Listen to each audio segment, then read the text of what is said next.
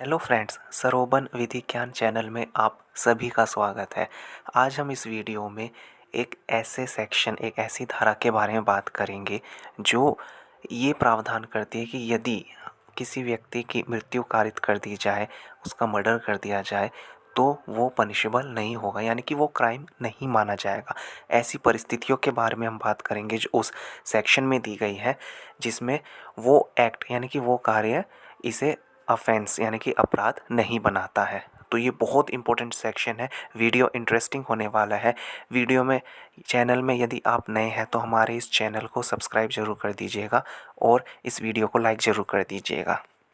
दोस्तों, जैसा कि हम सभी जानते हैं कि किसी व्यक्ति को किसी भी प्रकार की हानि पहुंचाना, उसे हर्ट करना, उसे चोटिल करना, ये अपने आप में ही एक अपराध है और ये केवल इंडिया में नहीं, ये सब जगह क्राइम माना जाता है।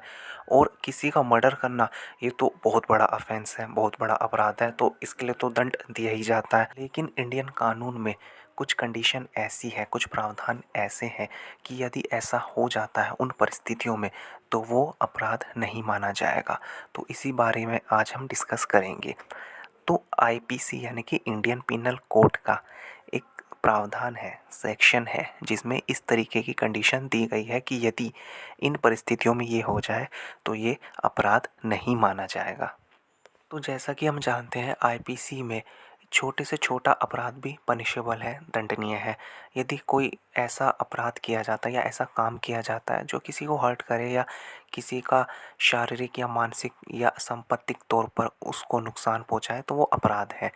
तो आईपीसी में ही एक ऐसा ही प्रावधान है जो इतना बड़ा अपराध, या जिसे हम अपराध तो वो मानता ही नहीं, जिसे हम कार्य कह सकते हैं, जो इतना बड़ा एक्ट हो जाए उसमें वह उसे अपराध नहीं मानता है। तो चलिए बिना किसी देरी के उस सेक्शन पे आते हैं। तो जिस धारा की हम बात कर रहे हैं वो है धारा 100, यानी कि सेक्शन 100 ऑफ आईपीसी। अब इसके अनुसार शरीर की प्राइवेट प्रतिरक्षा के अधिकार का विस्तार मृत्यु कारित करने पर कब होता है? According to section 100 of IPC, when the right of private defence of the body extends to causing death.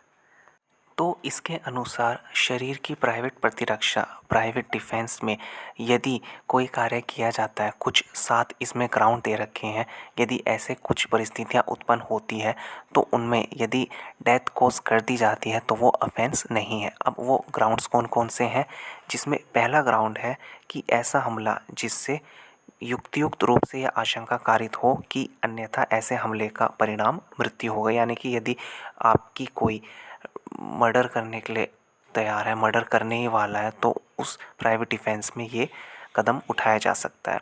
दूसरा, यदि कोई आप पर घोर उपहत्या कारित कर रहा हो, आपकी यानी कि ग्रीवियस हर्ट कर रहा हो। तीसरा, रेप में ये किया जा सकता है। चौथा, अननेचुरल लस्ट के लिए कोई इस तरीके का असल्ट, हमला किया गया हो उस इंटेंशन से। पांचवा, अपहरण या व्यपहरण के आशय से किया गया हमला। छठा, सदोष परिरोध किया जाए किसी व्यक्ति का, यानी कि रॉन्गफुल कन्फाइनमेंट किया जाए। सातवां, एसिड अटैक से संबंधित है, यानी कि एसिड देना या एसिड फेंकना, जो एसिड अटैक होता है उसमें। तो ये कुल मिला के 7 ग्राउंड्स हैं। यदि इन परिस्थितियों में कोई अपराध आपके विरुद्ध करता है तो कुछ सीमाओं के अंदर रहकर, यानी कि जो सेक्शन 99 में कुछ परिस्थितियां दी गई है, कुछ कंडीशंस दी गई है, उन कंडीशंस, उन शर्तों के अधीन रहकर ये किया जा सकता है। तो कुल मिला के मुख्य रूप से हमें 3 धाराएं देखनी चाहिए, जिसमें सबसे पहले 96 है, जिसमें कहा गया है कि प्राइवेट प्रतिरक्षा में की गई बातें, कोई बात अपराध नहीं है जो प्राइवेट प्रतिरक्षा के अधिकार में प्रयोग की जाती है। उसके बाद 100, जहाँ पे ये ग्राउंड्स दिए गए हैं कि इन परिस्थितियों में या ये अपराध यदि आपके विरुद्ध होते हैं तो आप ये इस्तेमाल कर सकते हैं। लेकिन उसके लिए सेक्शन 99 अप्लाई हो जाएगा कि ये कंडीशंस या ये शर्तें हैं या इन सीमाओं से आगे आप नहीं बढ़ सकते, इन सीमाओं में रहकर ये किया जा सकता है, तो तब ये अपराध नहीं माना जाएगा और ये क्षमनीय होगा, एक्सक्यूजेबल होगा। तो इस तरीके से हम कह सकते हैं कि सेक्शन 100 आईपीसी का बहुत पावरफुल सेक्शन है, बहुत इम्पोर्टेंट सेक्शन है, जो अपने आप में ही किसी इतने बड़े अपराध को अपराध नहीं मानता। और ये किसी बचाव के लिए यदि कोई वाकई में इनोसेंट है तो बहुत इम्पोर्टेंट सेक्शन माना जाता है प्राइवेट डिफेंस के रूप में। तो आई होप ये वीडियो आपको पसंद आया हो। वीडियो यदि इंटरेस्टिंग लगा हो, अच्छा लगा हो तो इसे लाइक ज़रूर कर दीजिएगा और हमारे इस चैनल सरोबन विधि ज्ञान को सब्सक्राइब ज़रूर कर दीजिएगा, ताकि आने वाले समय में जो भी इसी तरीके के लॉ से रिलेटेड फैक्ट हैं, इंपॉर्टेंट वीडियो है, वो आप सभी को मिलते रहें। तो मिलते हैं अगली वीडियो में, जहां हम इसी तरीके का कोई लीगल फैक्ट, इंटरेस्टिंग फैक्ट लेकर आएंगे। तो तब तक के लिए धन्यवाद।